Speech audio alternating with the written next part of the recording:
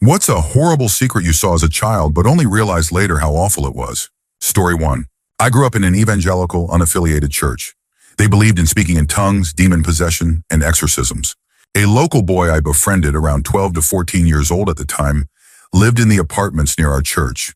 He was poor and rough, often using harsh language and smoking, generally fending for himself. On Sundays and Wednesday nights, he began coming over to the church. One night, for some reason, someone decided they needed to lay hands on him and pray for his soul.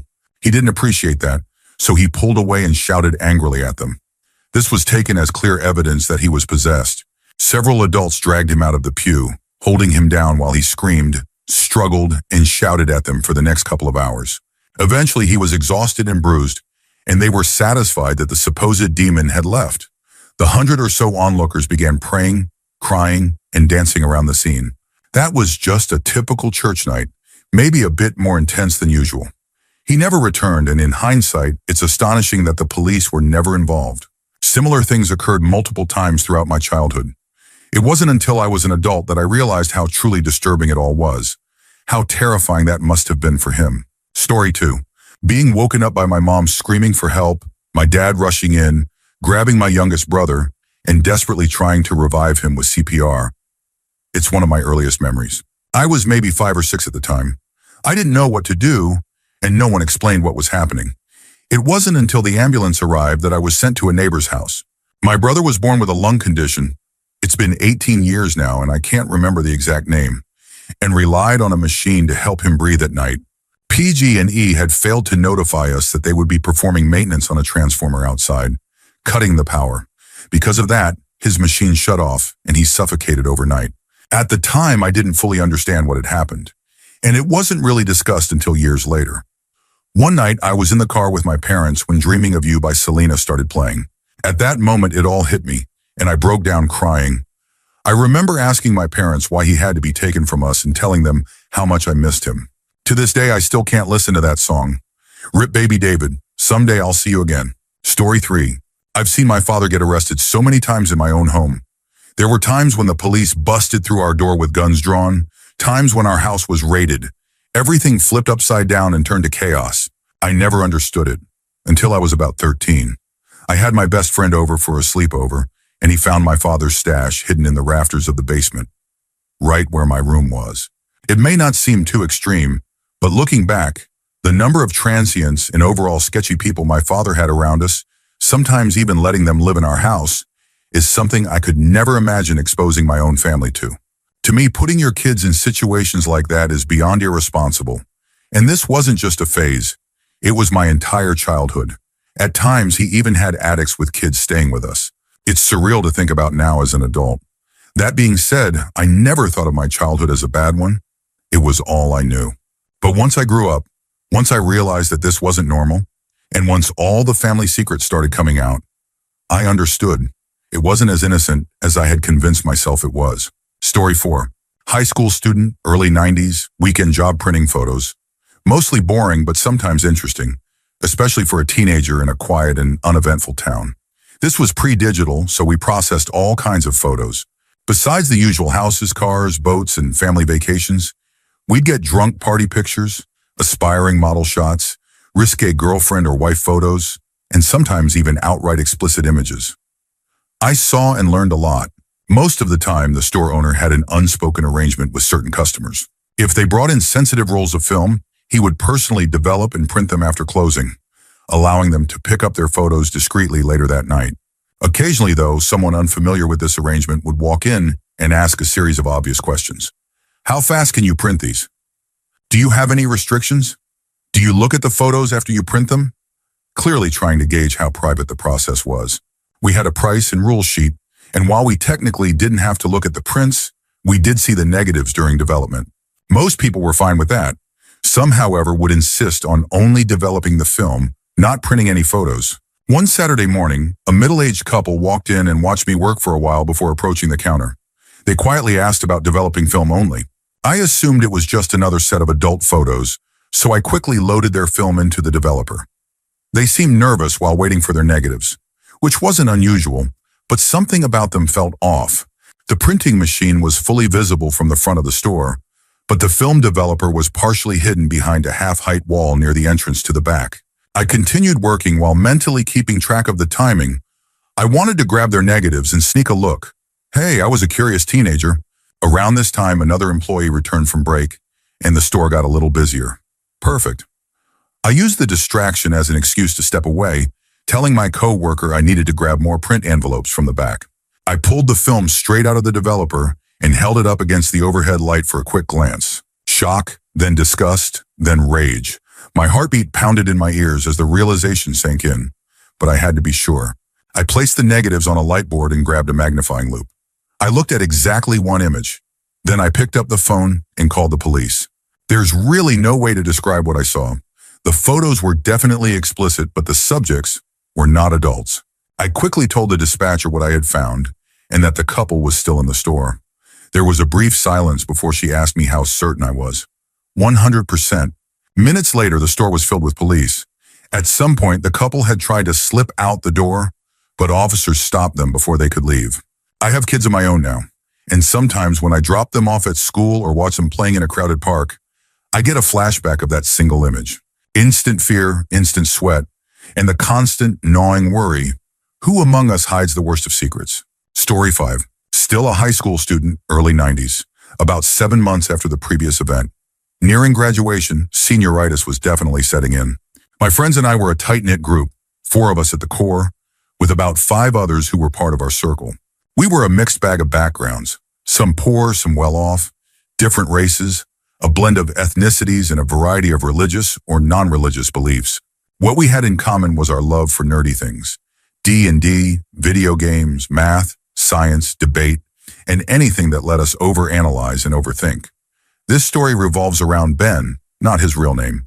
Ben was a tall, moderately stocky Irish kid who loved wearing cowboy boots and big belt buckles. He had a good heart, but hid it behind a sharp, sarcastic wit. He was always messing around, trying out crazy wrestling moves he picked up from watching WWF, WCW. He could have been great at sports, but he was too anti-establishment, too defiant of authority. He was always a scrapper, never afraid to fight, and fiercely protective of our group. But he also knew how to laugh at himself. Once we watched a George Carlin HBO special, and he laughed so hard he sharted. And then he laughed even harder about that. Unfortunately, Ben's family struggled. It was just him, his mom, and his much younger half-brother Billy, not his real name. No sign of either father. His mom worked restaurant jobs to make ends meet. They moved around a lot, but always stayed within our school district. I always felt like his mom knew how much our group meant to him and did everything she could to keep him close. At the start of our senior year, they had to move out of the district. Ben's mom filed a request to let him finish school with us, but the administration used it as an excuse to get rid of him. He wasn't a great student, and he had a history of minor fights at school. He and his mom fought to stay, eventually getting a meeting with the principal to argue their case. It didn't go well. The principal insinuated that Ben's mom was a bad mother for not being able to afford to stay in the district. Ben snapped. He broke the principal's jaw and his own wrist in the process. He spent the night in jail, then weeks in juvenile hall. Of course, he was expelled. I blame that single event for everything that followed. With juvie time and the distance to his new home, Ben was effectively cut off from our group. We wanted to see him, but we didn't have the means to visit as often as we used to. We stayed in touch, tried to keep his spirits up, but you could tell he was sinking. A few of us went to the school counselor to ask for help, but Ben was persona non grata with the administration. They told us to contact his new school instead. We tried, but his new school didn't even have a counselor. The secretary dismissed us, saying that almost all the kids there are depressed. It's a school for delinquents. Complete bullshit. Time passed, and we talked to Ben less and less. By spring, graduation was in sight. I was still working weekends at the photo store, saving for college. My family wasn't wealthy enough to pay for tuition, but just middle class enough to disqualify me from a lot of financial aid. I worked every extra shift I could, and one Friday night, I worked a shift I shouldn't have. Our store was always understaffed. There was too much film to process in a single day, so the owner let me stay late on Fridays to catch up. I don't remember the exact time that night, but I know it was dark outside and puddles were left from recent rain. It was probably the 100th roll of film I had printed. At first, I thought it was just a terrible photographer. Dozens of close-up pictures of carpet and walls. Sometimes negatives are hard to decipher before printing. Then I saw other things: a hat, a liquor bottle, and a couch. An old couch, faded and fraying at the seams. I had sat on that couch many times. Ben's couch. But something was wrong. A piece of the armrest was missing. I told myself it was just a similar couch and kept printing. More familiar yet unfamiliar images appeared, distorted by the negative's reversed colors. It felt surreal, almost like a dream. Then I saw the body, lying on that old faded couch, tall, arms askew, one foot on the ground, the other dangling off the couch's edge. Wearing cowboy boots, Ben's boots. I blanked out. My hands kept working, finishing the roll by sheer habit. Then I just sat there in silence, staring at the printer, tears slowly falling from my right eye. A strange detail I still remember. Why only my right eye? The owner noticed something was wrong and came to check on me. I didn't say anything. I just stood up, walked to the printer tray, and flipped through the photos until I found the one of the body. I held it up to him and said, "This is Ben." The owner knew Ben's story. He immediately understood why I was breaking. He took the photos, hugged me, and sat with me in the back room. He let me cry, let me question everything, encouraged me to let it out instead of bottling it up. Eventually, he called my mom, told her I was okay, but that she needed to come pick me up. Normally, I would have walked home. When my mom arrived, I mechanically got into the car. I was completely numb, probably in shock. She was obviously worried, maybe thinking it was another CP case. So she stepped out to talk to my boss. They spoke in hushed voices, but I still heard them. Our store sometimes processed evidence photos for the police. That night, I had developed the crime scene photos of Ben's death. The official news came the next day. Suic, shotgun to the mouth. Much later, we learned the full story. When Ben broke his wrist, the doctors found an irregular heart rhythm. That led to an MRI, which led to the discovery, advanced cirrhosis of the liver, a rare genetic condition that affects some Irish people. Ben knew his family could never afford treatment, so he made his choice. Seeing the photos was hard, but I can't even imagine what it was like for his little brother, Billy. He was home when it happened. He heard the gunshot. He ran to help. But what could an 8-year-old do? He watched, helpless, as his big brother choked on his own blood and died in front of him. Story 6. When my sister and I were kids, about 6 or 7 years old, my dad would have us play a game whenever our mom was in the hospital. The rules were simple. Whoever found the most bottles of pills won. We didn't know why our mother was always sick or why she was constantly in and out of the hospital. It was just how life was for us. She died when I was 9. Fast forward to when I was 17. I was going through a particularly dark time in my life, something I'd rather not talk about, and came home crying to my dad. Eventually, he told me that he understood what I was feeling. That's when he revealed the truth. My mother had been an addict, and she had been making herself sick. At that moment, a long-buried memory surfaced. The game we played as kids, what it really was. Story 7. When I was little, we had a sweet old man living next door named Mr. Culpepper. He was the textbook kind neighbor, always cheerful, always baking cookies for everyone in the cul-de-sac. You'd see him whistling while watering his lawn, chatting with birds as he tended to his garden. Then one Sunday after church, we came home to several police cars parked outside his house. My dad told me and my sisters to stay in the car while he and my mom went to see what had happened. When they returned, my mother was crying, and my father was stone-faced. Years later, when I finally asked what had happened to Mr. Culpepper, I learned the truth. He had shot himself in the head. Even worse, it was because his kids never came to visit, and he was terribly lonely. I still think about him. He didn't deserve to go out that way. Story 8. My dad and I were in a plane accident. Not exactly a crash, but it came close. Somehow the front of the plane caught fire. The entire cabin lost pressure, and we plummeted from cruising altitude to around 1,000 feet at a 45-degree angle. The flight was supposed to go from Florida to Connecticut, but instead we had to make an emergency landing in Savannah, Georgia. At one point, a flight attendant sobbed over the intercom, telling passengers to call their loved ones and say their goodbyes. That's how serious it was. The veteran pilots absolutely saved our lives. But at the time, I didn't realize how bad it was, because my dad played it perfectly. I remember asking him why there was smoke coming from the front of the plane. Without missing a beat, he told me the pilots were having a barbecue. When we started plummeting, I asked him why, and he simply said, "Sometimes you have to do that when flying." Because of him, what could have been a traumatic memory wasn't. To this day, though, my dad refuses to get on a plane without being heavily medicated, And just recently, 13 years later, my parents told me that after we got home that night and I went to bed, they sat in the kitchen and cried for an hour straight. Story 9. When I was little and my mom was out of the house, my dad was in charge of watching me and my brother, but he never actually watched us. He'd tell us to watch TV, then disappear into his room. Every so often, he'd come out and start turning random lights on and off. He never said a word to us, never looked at us. And then there was the smell. Whenever I got near his room, the air reeked, like burned popcorn, but worse. It was the most awful smell in the world. I'd ask him if something was on fire, but he'd just tell me to go away. Years later, after my parents' divorce, I finally put the pieces together. My dad had been smoking crack. It may not sound as extreme as other stories, but to me, that was what tore my family apart. That was why I haven't seen my father in nearly 8 years. Story 10.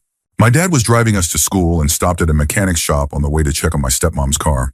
He parked parallel to the front of the garage so he could pull straight back onto our route. Since he expected to be in and out quickly, and it was 1988, he left the car running. About 30 seconds later, a man walked up to the car, got in, and tried to put it in gear. At 4 years old, I didn't think anything of it. Neither did my 6-year-old sister. We assumed he was a worker moving us out of the way. Then he turned to us and said, "Buckle up." To this day, the way he said it still sends chills down my spine. The car stalled when he tried to shift. Manual transmission, tricky clutch. That stall probably saved us. My dad sprinted out of the shop with a couple of other men, yanked the guy out of the car, and tackled him to the ground. I went to school that day, not realizing until years later that I had almost been kidnapped. Story 11. I was about 9 years old. Behind our school was a massive field that bordered a row of council houses. My friends and I always played at the farthest end of the field to avoid teachers. Mostly because we liked our imagination games, but also because of our school's very strict no hat, no play rule, and none of us had sun hats. One day we arrived at our usual spot to find an older man already there. He greeted us warmly and offered us berries, claiming he had picked them from a tree nearby. Then he told us he lived in one of the council houses. Being 9 and incredibly naive, we all ate the berries. Then he offered us a drink. We drank all of it. Shortly after, we started feeling weird. One of my friends threw up in class. That's when things escalated. Our teacher freaked out. Parents were called. Police showed up. It wasn't until years later that I realized what had really happened. The drink he gave us, it was alcohol. The man, he didn't live anywhere near our school. In fact, when I asked my mom about it in high school, she told me he was actually a registered sex offender. At the time, I had just assumed we had eaten something we were allergic to. Turns out we had barely dodged something much worse. Story 12. I was 6 years old when my mom was driving me and a few neighborhood kids home from a day at the beach. As we crossed a bridge, we passed an old man standing at the edge of the road. My mom glanced at her rearview mirror after we drove by. He was gone. This was before cell phones, so she immediately pulled over and started flagging down cars. Thankfully, one of the first cars had a CB radio and was able to call for help. Meanwhile, my friends and I looked down over the bridge. The man was lying on the train tracks below. My mom told us he had fallen and that he was going to be okay. I believed her. Years later, I found out the truth. He hadn't fallen. He had jumped. His wife of over 50 years had just died of cancer, and he couldn't go on without her. Story 13. When I was 4, my family moved to a really nice suburban neighborhood. It felt safe, quiet, the perfect place to grow up. One day, my mom was at work in the OR, and my dad was home watching me and my 1-year-old little brother. Suddenly, I saw my dad grab his gun and lock both of us inside my brother's bedroom. He looked me in the eyes and said, "Don't open this door for anyone but me." Then he ran outside. A few minutes later, I heard what I thought were fireworks. Curious, I ignored his warning, opened the door, and went outside to look. What I saw instead was a man across the street, shooting himself. Turns out there weren't fireworks.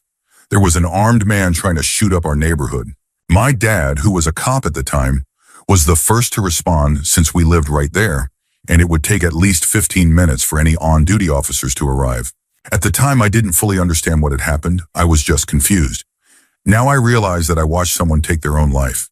Story 14. A lot of my childhood was surrounded by domestic violence, but this story, one I only recently realized the full weight of, still haunts me. I was about 7 or 8 years old.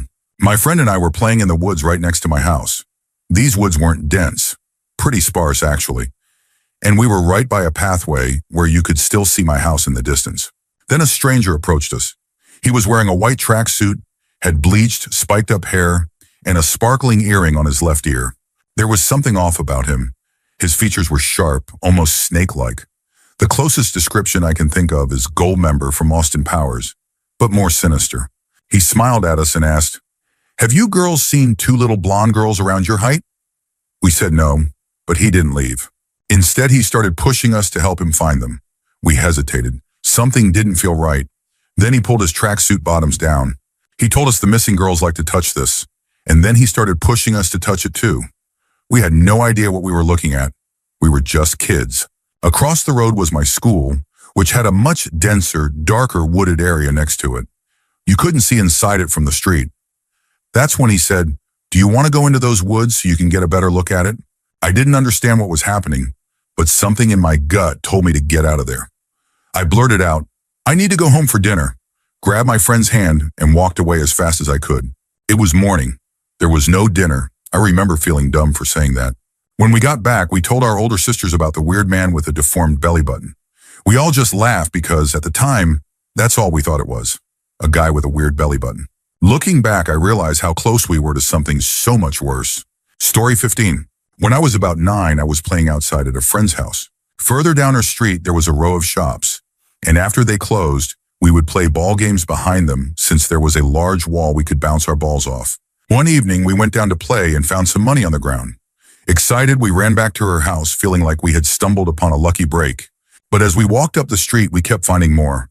Coins, a few notes, scattered along the way. By the time we reached her front door, our pockets were full. We ran inside, eager to tell her parents about our treasure, only to find more money on the floor inside the house. We picked it up too, and practically bursting with excitement, showed everything to her father. His reaction wasn't what we expected. He quickly took the money from us and said he would turn it in to the police. Then he told me not to tell my parents because we could get in trouble. That made me nervous. When I got home, I told my parents anyway. I was worried the police might come knocking, asking about the money. But instead of being concerned about me getting in trouble, my parents just told me to never mention it again, and they never let me play with that friend again. To this day, I wonder what was really going on that day. Story 16. My mom, great-grandmother, 2 sisters, and I were on a road trip home after visiting North Carolina. I remember it vividly because I was leaning forward between the front seats, showing my grandma something. Then my mom gasped. I looked up just in time to see an SUV flipping in the oncoming lanes of the divided highway. It didn't stop. The vehicle tore across the grassy median, over the divider, and into our lanes of traffic before finally crashing into a patch of trees on our side of the road. My mom immediately pulled over. This was around 1994 or 1995, and while cell phones weren't super common yet, my mom had one. She quickly called the police while other drivers rushed toward the wreck to try and help. I sat in the car staring out the window. Luggage was everywhere. Suitcases, bags, and clothing were scattered across the road, tangled in the trees. Then I noticed something close to the car, a square-shaped green case lying on the ground. At first, I thought it was a sweatshirt. Then I looked closer. It was a body, folded in half. At the time, I didn't fully understand what I was looking at.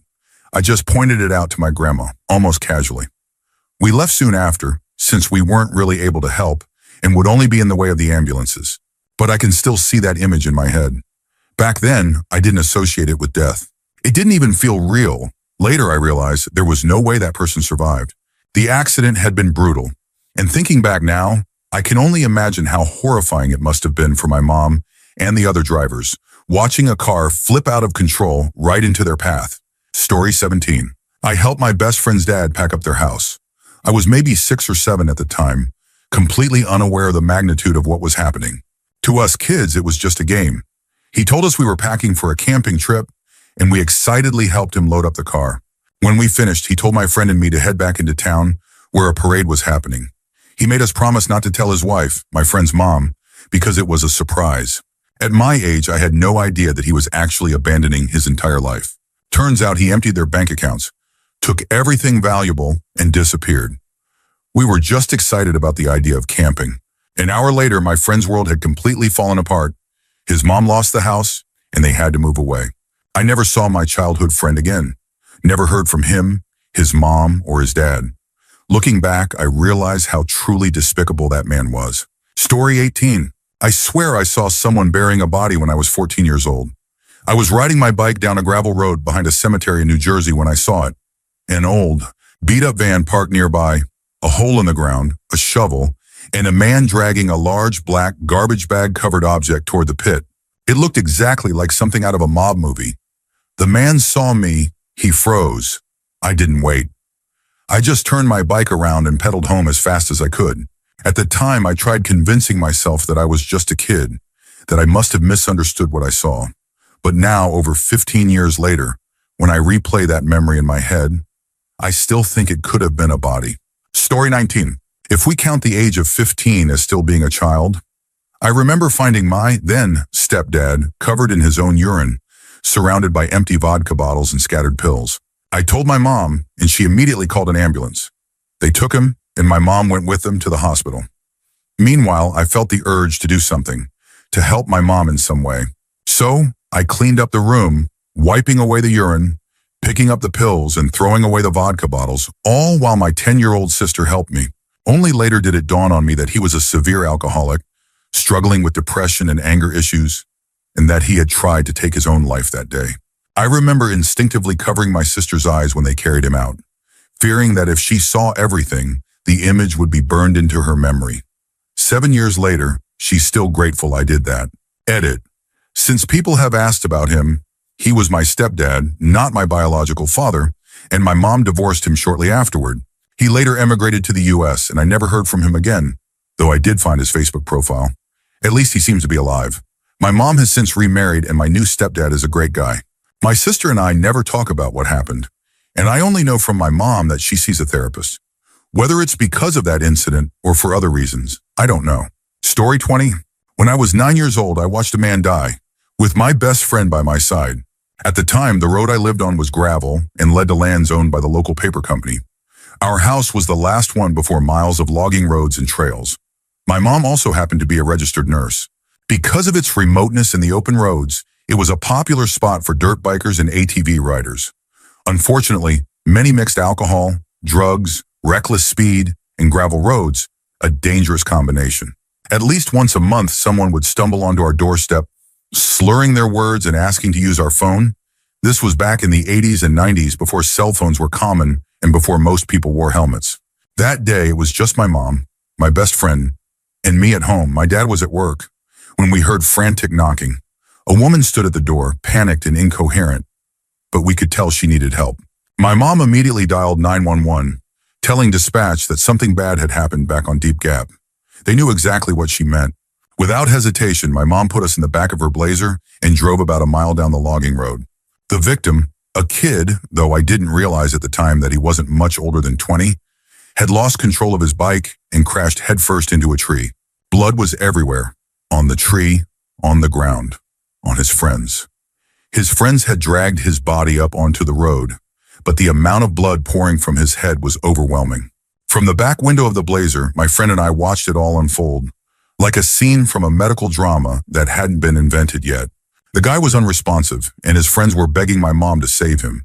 She started CPR, working desperately to bring him back, while his friends, high and drunk, cried and pleaded. She continued until the paramedics arrived and took over. I remember watching her walk back to the car, wiping blood from her mouth and shaking her head. At the time, my friend and I felt disconnected from what had happened. We didn't process it as loss or even fully understand that the guy had died. We just knew one thing for certain: we would never ride dirt bikes. Only years later, as an adult, did I realize the full weight of that moment. Back then, HIV/AIDS was a major concern, and I now understand the risk my mom took when she performed CPR without protective equipment. She did it without hesitation, simply because a group of devastated friends needed her to try. I still think about that day often. It wasn't the last time I saw someone die in an accident like that while growing up, but being the first, it left a lasting impression. Story 21. When I was 13, I got upset with my mom while we were eating dinner at a pizza place. I stormed out to the parking lot to sulk. A middle-aged man driving a big old red and white convertible passed by, saw me and stopped to talk. He had 5 or 6 kids with him in the car, ranging in age from maybe 10 to 15 or 16. The strange thing was that none of them looked related, and some seemed to be nearly the same age. The guy told me they were heading to the laundromat and asked if I wanted to come along. So, I jumped in and went with them, just hanging out while they did laundry. He mentioned that they were just passing through town, then casually asked if I wanted to leave town with them. Luckily, I was starting to feel uneasy about the whole thing, so I declined the offer. They drove me back to the pizza place and dropped me off. Maybe it wasn't the most terrifying experience, but looking back, I think I barely avoided becoming part of something much darker. At the time, I just thought he was being friendly. Now I realize how much worse that situation could have been. Story 22. I grew up extremely poor. My late mother was a single parent, struggling to keep two boys fed and sheltered. We moved constantly when we were kids. My brother and I once counted and realized we had moved over 20 times before I even reached middle school. My mom was beautiful, but she was also a middle school dropout in the early stages of multiple sclerosis, so her options were extremely limited. At one point when I was around 8 or 9, we rented a place from an old landlord named Leland. He was a shady guy, and my mom often struggled to pay rent. Occasionally, we would make trips to his house. I hated going there, but I was too young to stay home alone. Every time we visited, my mom and Leland would go into another room while I sat in his living room, playing Super Punch-Out on his Super Nintendo. It wasn't until years later that I understood what was actually happening. My mom had been sleeping with him when she couldn't afford rent, just to make sure we had a place to stay. To this day, I can't see her play Punch-Out without being reminded of those memories. My mom sacrificed so much for us. I'll never be able to repay her for everything she did. Story 23. I watched my brother get hit and killed by a car. I was 5 and he was 7. I just remember my mom rushing him off to soccer practice because we were running late. The moment he got out of the car, the driver who hit him wasn't paying attention. He didn't stop in time. My mom flew out of the car screaming, pounding on the man's windows, begging him to stop. The driver said he thought he had hit a dog, which was why he hadn't stopped immediately. My brother was dragged for 75 feet before the car finally came to a halt. I still remember the deep scratches on his face, the ones that were impossible to cover for his viewing. I really need to go to therapy for this. It's been nearly 20 years, but now that I've finally put down the bottle, I'm starting to feel the trauma from that day. I get flashbacks all the time. I clench my teeth, force back the tears, and try to push the memory away. Mostly I grieve for my mom. We both witnessed it happen. That day we learned what real pain was, an unbearable kind of pain. I just wish he had passed from sickness or something else. Anything but that. Story 24. This might sound unbelievable, but I have a story. When I was around 13, I used to take the public bus to and from school with my friends. Among the kids on the bus, it was well known that girls avoided getting off at one particular stop because of a man who had a reputation for being creepy. Everyone said he would try to get them. He was always standing in his front yard, just a few steps from the bus stop, watching the bus as it passed. Something about him always felt sinister. We made sure our female friends and other girls never got off at that stop, treating it like a normal part of our routine. Instead, they would get off at the stop before or the one after. There were countless stories about him, firsthand and secondhand, about how he had grabbed someone, tried to touch them, or attempted to lure them into his house. Looking back, it's obvious that we should have told someone or called the police. But at the time, it was just something we thought about for 5 minutes every day before moving on, as if it wasn't a real danger. Story 25. When I was in primary school, I'm Australian, my first teacher, my prep teacher, was a really kind woman in her 50s. I was 5, turning 6 that year, and it was my very first year of school. After that year, I moved to a different school, but I still remember my last day there. When my mom came to pick me up, she went into the classroom after school and spoke with my teacher for a while. I remember watching them come out into the corridor, both of them crying. My mom gave her a big hug before coming over to get me. I assumed my teacher was sad because I was leaving, and I didn't want to upset my mom by asking what was wrong. Several years later, when I was around 9 or 10, my parents sat me down and asked if I remembered my prep teacher. I told them of course I did. Gently, they told me she had passed away and showed me a notice in the newspaper. I felt sad, and they explained that she had been sick with a disease. They told me the name, but at that age, I didn't really understand what it meant. Years later, I learned the full story. That day, my mom had been comforting my teacher because she had just been diagnosed with motor neuron disease, MND, also known as amyotrophic lateral sclerosis, ALS. Now that I understand how devastating and terrifying that disease is, it breaks my heart to think of how she must have felt. Receiving that diagnosis, knowing what lay ahead, I can't imagine how hard it must have been for her. Story 26. When I was a kid, I always got in trouble for being in the way. I would clog up the hallway, slow people down, block doorways, or lean too far into a walkway without realizing it. One Saturday morning, when I was around 7, I was sitting on the top step of our house, leaning back with my hands on the floor behind me. My dad walked out of his room and, without looking, stepped on my hand. He stood there sipping his coffee, chatting about weekend plans, what chores I had done, what still needed to be done, what he was planning for the day. I knew that if I complained, I'd just hear once again how I was stupid, worthless, and always in the way. So I smiled through the pain as he shifted his weight, pressing his boot into my hand, and answered as politely as I could, "Yes, sir," over and over. After that, I was extra careful not to be in the way anymore. Years later, I accidentally stepped on a bug and felt it wriggling beneath my shoe. And in that moment, it hit me. He had to know. He had to feel it. And yet, he had just stood there, smiling, sipping his coffee, making casual conversation, as he deliberately hurt a child. Story 27. I was about 15 or 16 when my mom locked my stepsister in the basement. That was the last time I ever saw her. I know that sounds like an age where I should have fully understood how terrible it was, but a lifetime of gaslighting, manipulation, and abuse really distorts your sense of reality. My mom had plenty of excuses. She claimed my stepsister had anger issues, had been violent, had thrown up at her, had mental health struggles, and refused to eat meals with the family. The truth looking back was far worse. My mom constantly antagonized my stepsister, who was probably only 10 or 11 at the time. She would sit her down and berate her over completely normal kid behavior, then get the rest of us to do the same. If my stepsister cried, begged her to stop, or got frustrated, my mom would mock her and call her names. She even claimed my stepsister had an alter ego that appeared when she was upset, but there was no other personality. She was just a child reacting to constant mistreatment. My mom would tear up her homework before school, then punish her when teachers asked why it was missing. If she disliked certain foods, she would be punished for saying anything about it. The worst incident was when she was sick, being yelled at and forced to eat something that made her nauseous. She threw up, but my mom made her eat it anyway. After that, she was locked in the basement. She was only allowed out once a day to use the bathroom. She went to school through the outside basement door, and when she returned, my mom locked her back inside. Her meals were barely enough, frozen dinners or just a plate with a few nuggets. I don't even remember if she got breakfast.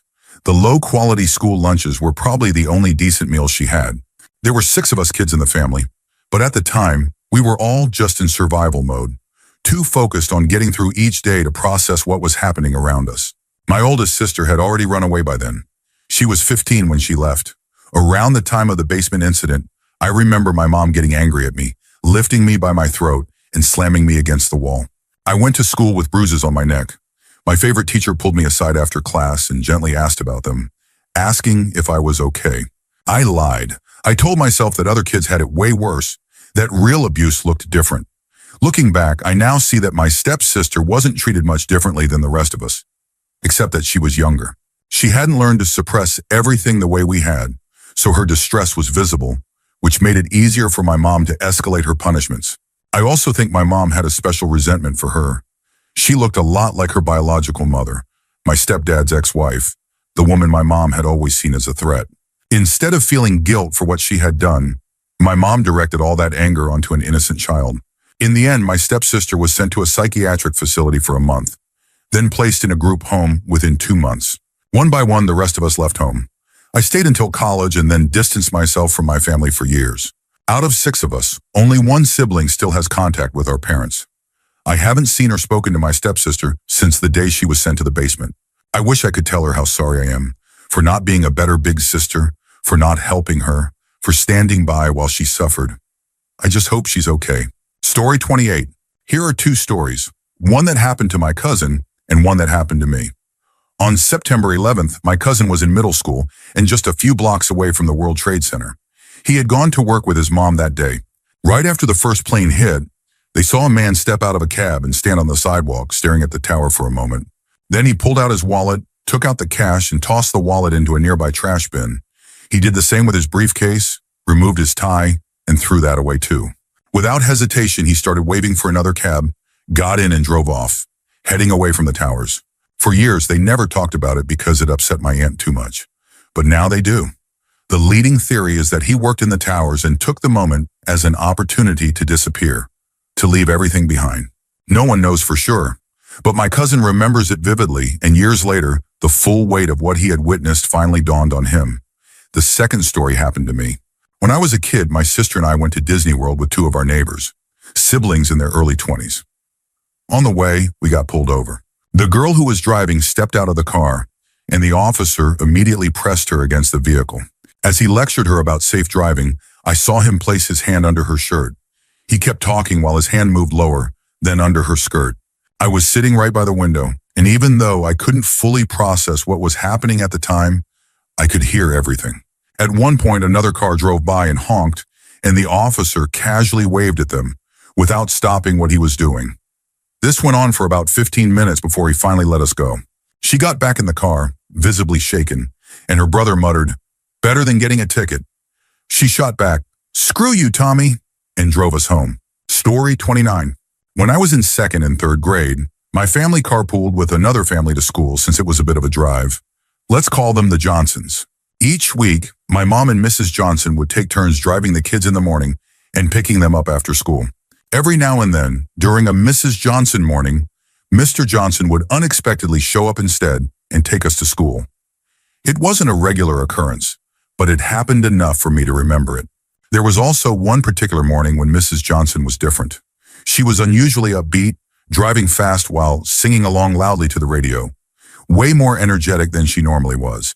I never thought much of it at the time. But years later, after we had moved states away, my mom mentioned that the Johnsons were getting a divorce because Mrs. Johnson had been caught having an affair. My mom wasn't surprised, saying that Mrs. Johnson had a drinking problem. Apparently, every time Mr. Johnson drove us instead, it was because Mrs. Johnson was too intoxicated from the night before to take her turn. Some days she hadn't even made it home at all. I never told my mom this, but looking back, I'm almost certain that on our sing-along ride, we were being driven to school by someone who had just finished a major binge. A first grader, two third graders, and two fifth graders, all packed in for a 35-minute ride. I have no idea how she got away with it, but that situation could have gone horribly wrong. Story 30. My dad, whom I rarely saw, invited my big sister and me to the Capitol to visit an amusement park. My sister was skeptical, saying, "Why would he do that?" But I convinced her to go because I hadn't seen him in nearly 2 years. When we arrived and were waiting outside the amusement park, my sister got a call from him, telling us to come to the other side of the city. She sighed and said something like, "Here we go." I started crying because I had been so excited to go in, but eventually we got on the bus. When we arrived, we found out why he had really called us. He wanted my sister to be a witness at his wedding to his new girlfriend, whom neither of us had ever met. After the ceremony, they just told us we could do whatever we wanted. They had never planned on taking us to the amusement park. My sister, though, refused to let me be disappointed. She took me there anyway and paid for everything herself. At the time, I didn't fully understand why my dad had done what he did, only that it made me sad that he didn't show up for us. But I still remember my sister muttering, "Forget that lying jerk," or something similar. That was the last time I ever saw him. This had been going on for years, and only now, looking back, do I truly understand. He never cared about us. Story 31. I have never told anyone this, not even myself out loud. In 4th grade, I was living in the Middle East. Our school was next to a high school, and once students reached 7th or 8th grade, they entered through a different entrance. My reading teacher sometimes brought in a student from the high school, a kind of teaching assistant who would help fill in for him. One morning, when I arrived at school for the morning lineup, this TA approached me and asked if I wanted to do warm-up exercises with him. The entire school was gathered outside, so I didn't think anything of it. But instead of taking me to the field, he led me to the boys' restroom. That day, and for 2 weeks after, he did things to me that I didn't fully understand at the time. I only remember pain, discomfort, my vision blurring, and possibly passing out. One day, I came home to my parents asking why the school had called, saying I hadn't been showing up for morning lineup. It confused them because my dad drove me and my 3 siblings to school every day. There was no way I should have been missing it. I panicked. I was so embarrassed. I told them I had been playing with a friend. They kept pressing me. "Who? What were you doing?" Until I finally broke down crying and begged them to stop asking. They let it go. Story 32. When I was about 7 or 8, my friend invited me to a vacation Bible school program at his church. At one point, I went to the water fountain by myself and noticed a man leaning against a metal gate, surrounded by empty beer cans. He was turned away so I couldn't see his face. I just stood there staring. wondering what he was doing.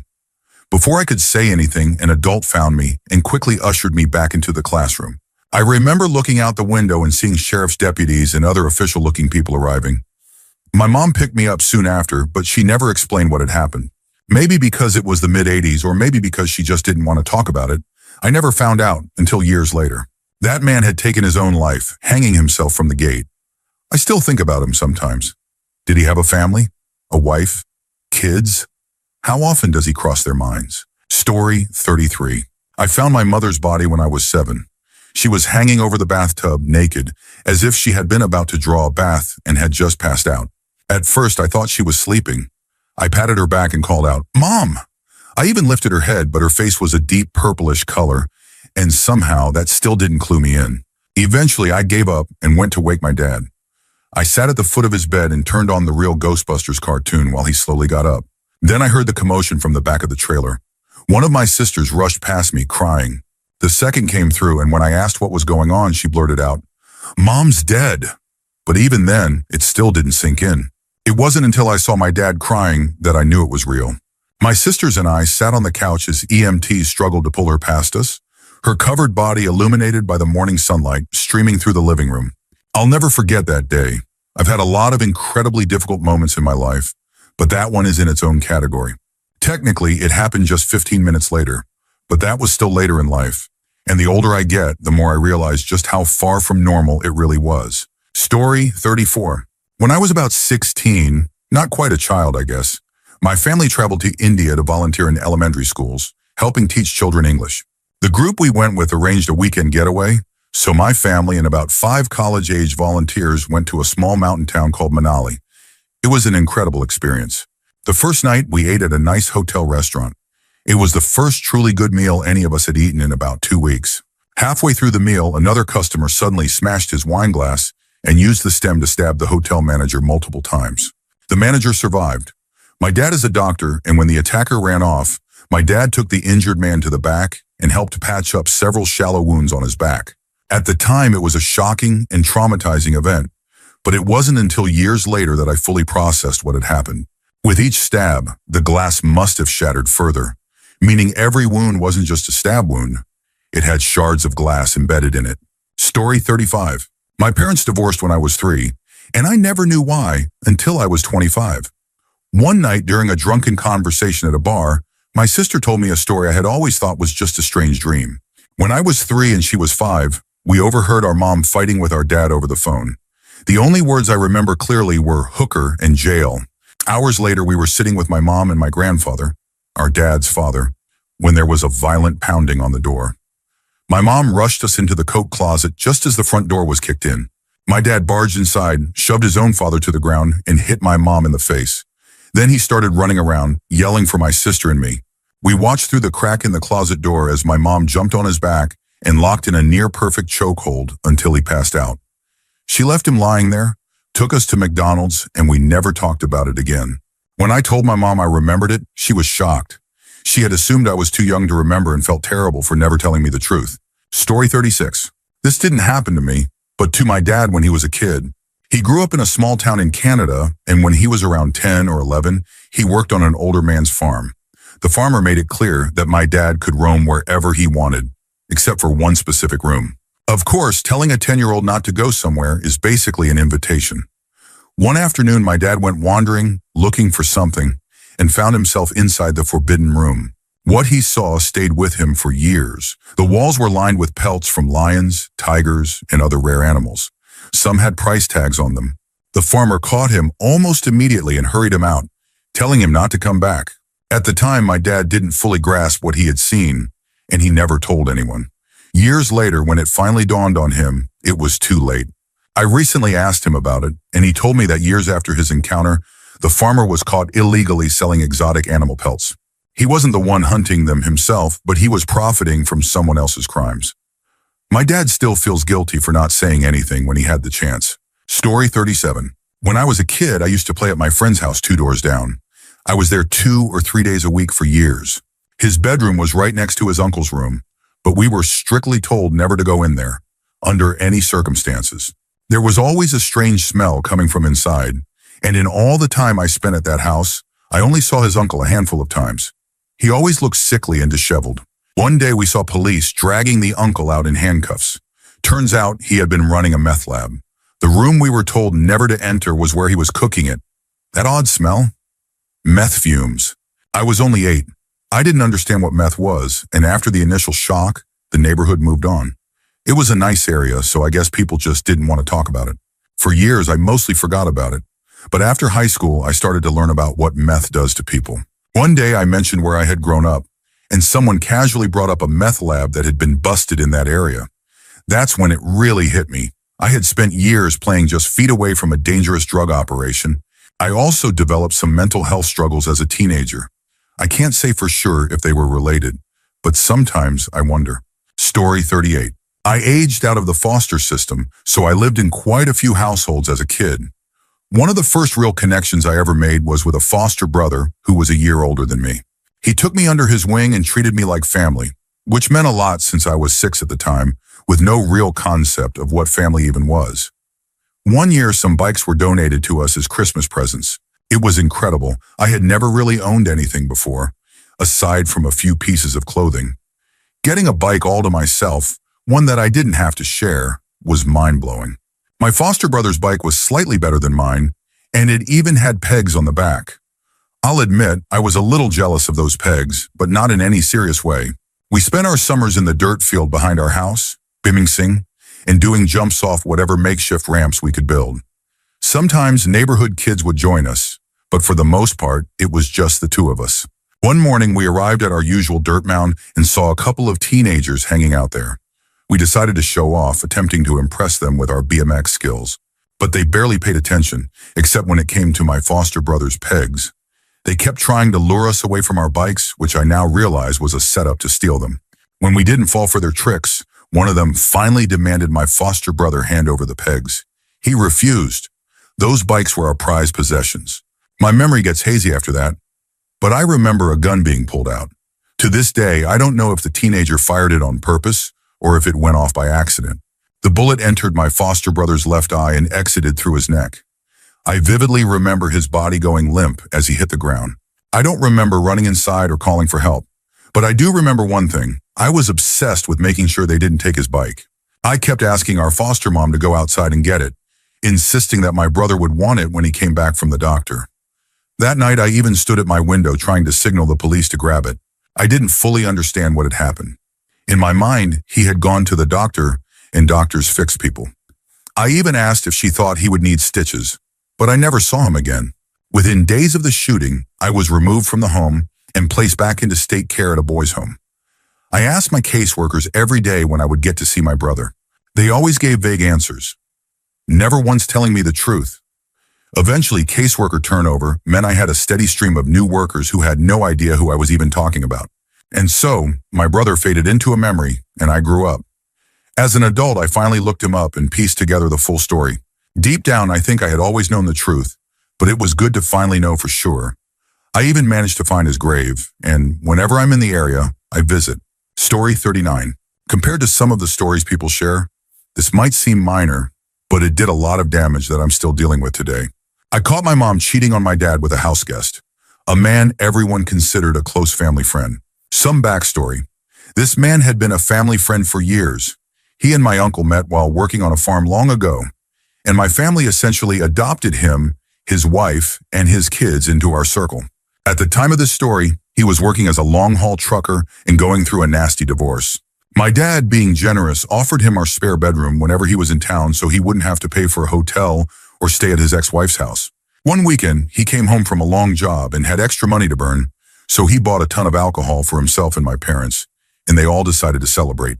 I should mention that I was around 13 at the time, old enough to notice things but still incredibly naive. I didn't fully understand what was happening. I just knew that I hated when they all drank together. My mom acted strange, the house guests got weird, and my dad got angry. At the time, I thought he was just mad because they were being annoying.